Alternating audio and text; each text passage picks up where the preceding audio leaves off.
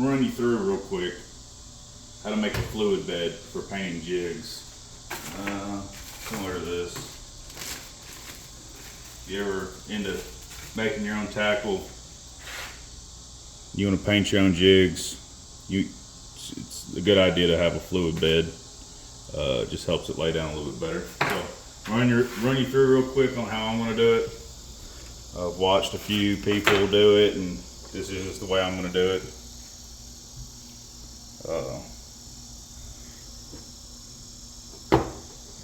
Components: the coupling, 2-inch coupling. It's got a gasket inside. You can get a cap too. Cap off one end. And screws together. I'm gonna mark out 3 inches. You can get this stuff at Home Depot. I'm just gonna mark out 3 inches periodically around it, just so when I cut it, I have something to go by. Y'all might not have a bandsaw. If not, that's okay. You can do it with a hacksaw. I'm just gonna cut this as straight as I can.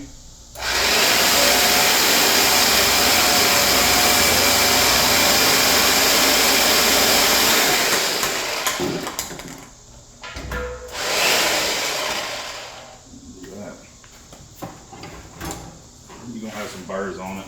I just take a file, run it on the inside.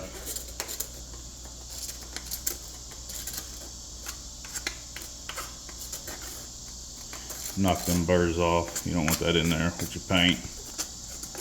You can take some sandpaper. Just however particular you are about it. It's not super critical.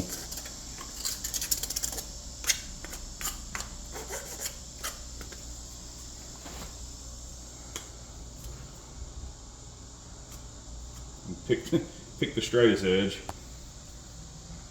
In this case, they're both fairly straight. What you're gonna do? O-ring fell out. Just take that, put it in. This one side has a cap. This is the side that goes on top. You're gonna put this. This is what your powder paint's actually gonna sit in, and I'll get to that portion of it here in a minute. But you can press it down. You may have to hammer it down.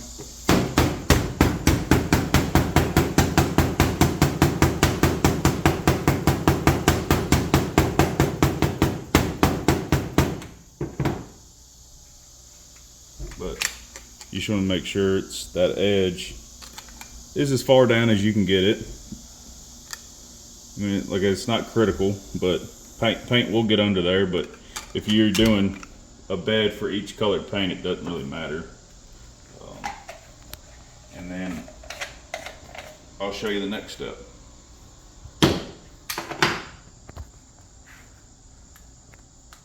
The next step, after you put your fluid bed, this is where your powder is going to go. After you get all this made, the next step would be to drill your hole for your airline for your tube. Don't know, this is a metric drill bit. It's a drill bit A. All I did was match it up, find the drill bit that was the next size down. I did a couple test pieces to make sure it was going to be a tight fit. But I'll show you what I'm going to do here. The vise, I'm just going to easily clamp that in the vise. And all you're going to do is you're going to come down where the cap, where this cap is, probably about middle way between the thread and the cap. You're just going to poke your hole all the way through. Nice clean hole. I'll show you a little trick.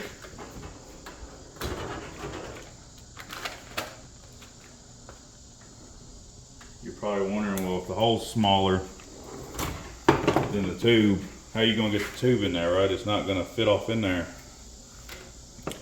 If you trim it at like a 45-degree angle, make it sharp on one end, it will slide right off in there.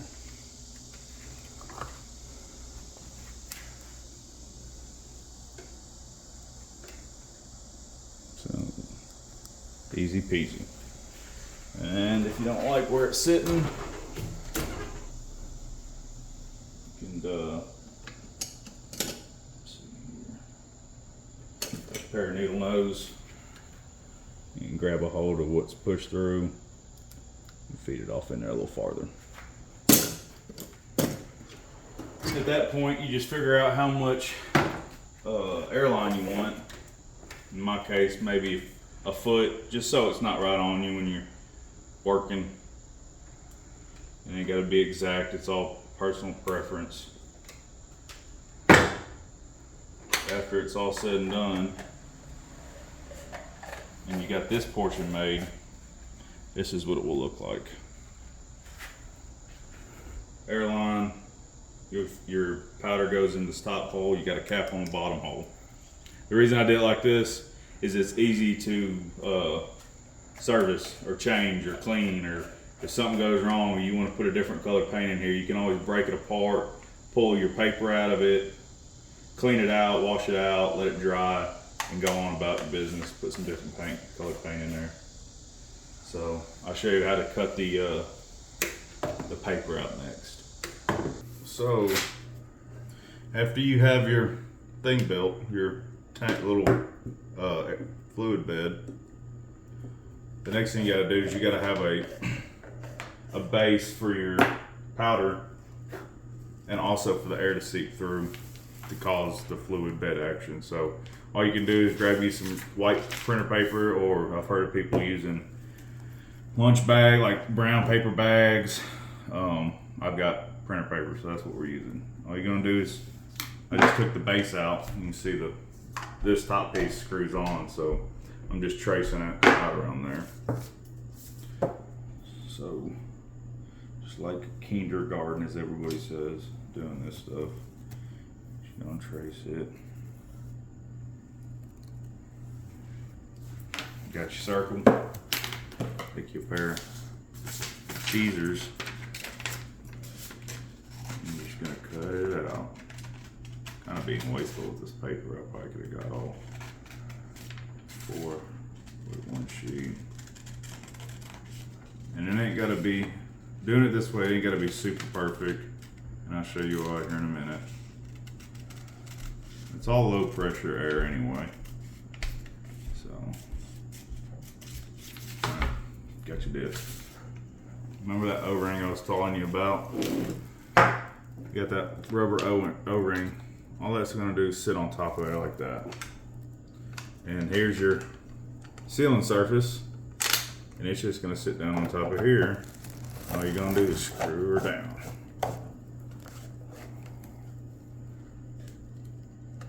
And that's it. Then you got your spot.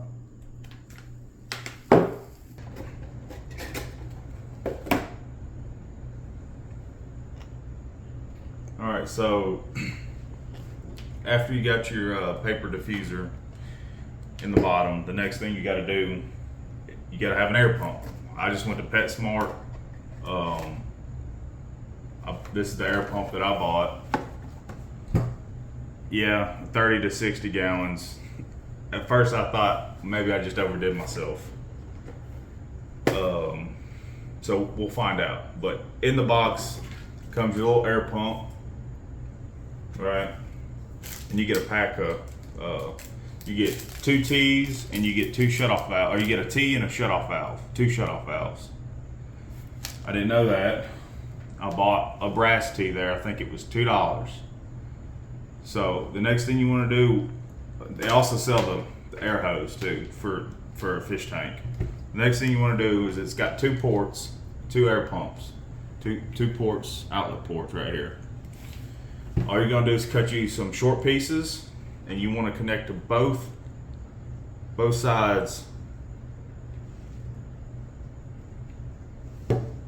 of your air pump, just like that.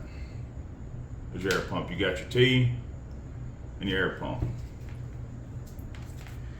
I made mine long because I plan on having it at my little workstation underneath on the bottom, and then so you cut your little air hose as long as you want it, and on the one end you're gonna put a shutoff valve.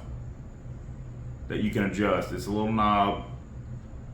You can turn it on and adjust the flow of the air. And that's literally it.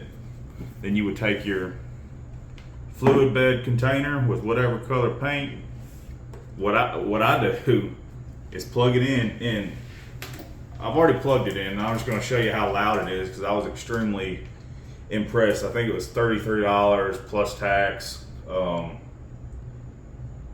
I expected it to be noisy and kind of, annoying to listen to run. I'm literally going to plug it in and let you listen how, and it may not do justice on the phone, but I'm going to plug it in, just let you listen to how loud this thing is. I'm just going to plug it in right here in the wall. You can't even hear it run hardly. I mean, it's quiet. And I'll prove it right here. You can hear the air coming out of the valve. So far, quietness, I give it a 10 out of 10 because that's pretty quiet for it. The next step is you're ready to put paint in there and paint some jigs. And as a matter of fact, I'm gonna get ready to do it so I can show you how to do it. I literally built these tonight. Everything you're seeing is within an hour probably. I know I'm cutting the video, but it does not take long. And I promise you your jigs will come out a lot better. And I've got some examples of why I've decided to build these. I plan on building 4 more. I've got more paint on order, but give me a second to get set up and I'll paint one live for you so you can see how easy and quick it is and how much better your jigs come out versus trying to dip it into powder that's not on a fluid bed. So I've already poured some paint. You can see I got some shavings down in there, but I've already poured paint into my fluid bed. You can see it in there. This is Root Beer Flake Protect paints. It's a thicker paint with flake in it.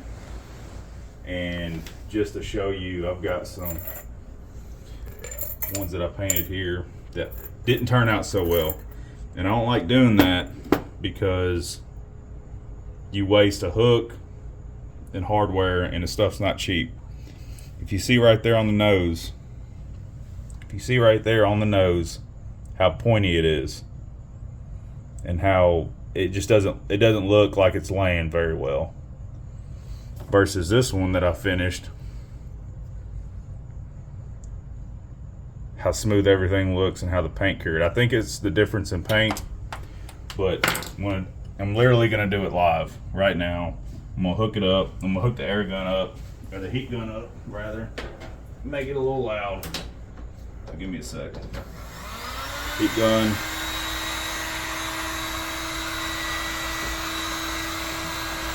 Plug my fluid bed in. It'll shut off. I'm gonna turn it on. You'll be able to watch it right here.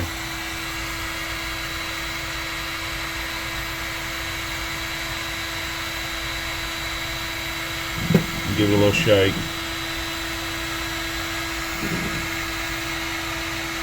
Tone it back a little bit. That's pretty good. You can always do a test piece just to see how it's gonna. Yeah. We got a blank jig right here. I'm gonna heat it up.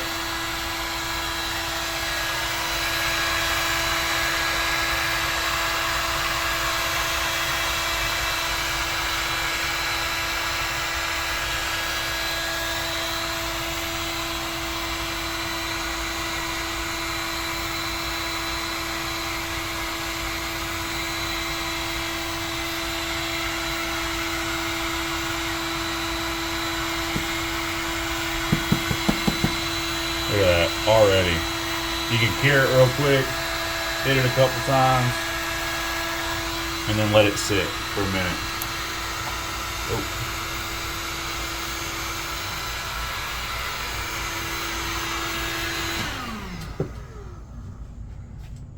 No drips, no runs, it's not clumpy.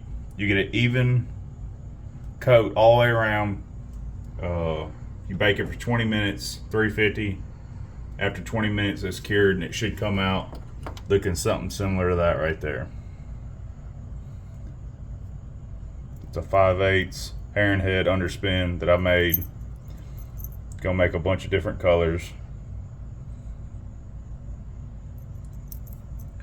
But these heavier paints with the flake,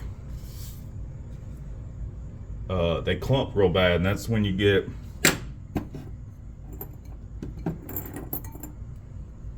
call it Pinocchio. When you get that old pointy nose, where you've dipped it in, you've had to push it in, and it's so long, the profile is so long. It's not like a football head jig. You know, you're much longer than a football head jig. You've gotten to force it into just regular paint. That's when you end up with Pinocchios. You get all these drips and runs, and can't really afford that when, you know, a pack of these is $7 or $8. You don't want to waste it. So, quick and easy way to make a fluid bed. You can make individual ones for different paint. Get you a little bubbler for a fish tank. In an hour, you'll be painting jigs.